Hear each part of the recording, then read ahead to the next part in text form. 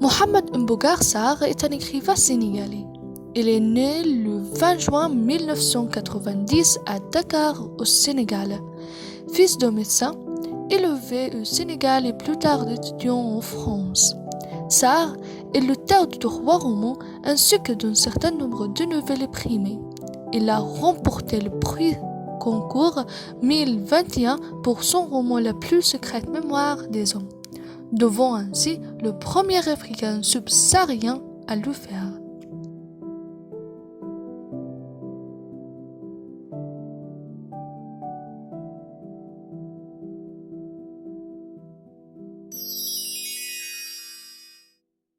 Quand on joue le rôle de la victime, Degan Laterfaye, un jeune écrivain sénégalais vivant à Paris, va découvrir un livre mythique qui est Le labyrinthe de l'animal, publié en 1938 et dont l'auteur est T.C. Hellman. Fasciné par ce texte mystérieux, Faye va à la recherche de cet auteur et de son texte.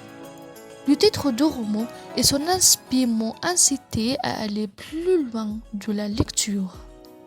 Et un jour, l'ouvre mort, comme mort toutes les choses, comme le ciel s'atteindra, et la terre, et le système solaire, et la galaxie, et la plus secrète mémoire des hommes.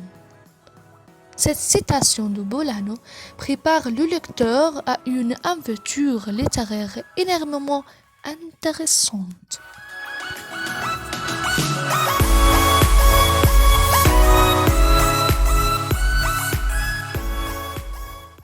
Or, le parcours de son jeune écrivain, des itinéraires qui peuvent être beaux ou terribles, pavés de fleurs ou d'ossements, surtout elle rencontre les relations d'amour qu'elle a vécues avec toutes les femmes de passage, dont sous la Bernard Bézard, m'ont fait perdre le fil de sa quête de base.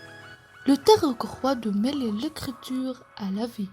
On peut, c'est ça, vivre un écrivain, faire de tout moment de la vie un moment d'écriture, de voir avec les yeux d'un écrivain.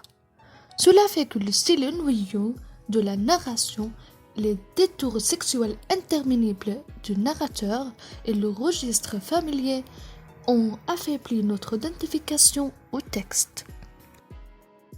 À la fin du roman, Degan nous dévoile la raison derrière la disparition d'Hellman. Ce derrière se suscite à cause des politiques racistes qui empêchaient les écrivains sénégalais en particulier d'exceller dans l'écriture. Ce sentiment de peur et d'angoisse existentielle d'exiler et mourir sans laisser de traces se trouve d'ailleurs chez le narrateur dès le début de son histoire. Parce que nous éprouvons, comme tous les écrivains sans doute, l'angoisse de ne rien trouver et de ne rien laisser. Et qu'en fond, c'était nous-mêmes que nous critiquions. C'était notre crainte de nous abattre à l'auteur que nous exprimions. Car nous sentons dans une caverne sans issue, et nous avions peur de mourir fait comme des rats.